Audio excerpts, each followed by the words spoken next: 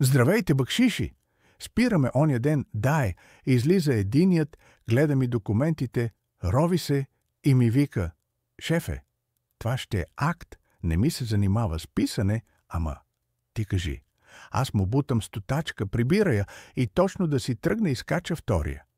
Ама шефе, ние сме двама. Брат, вие като сте двама, що не се хванете за ръце да ви дам една стотачка за двамата, хем ще се разцелувате, хем по-ефтино ще ми излезе.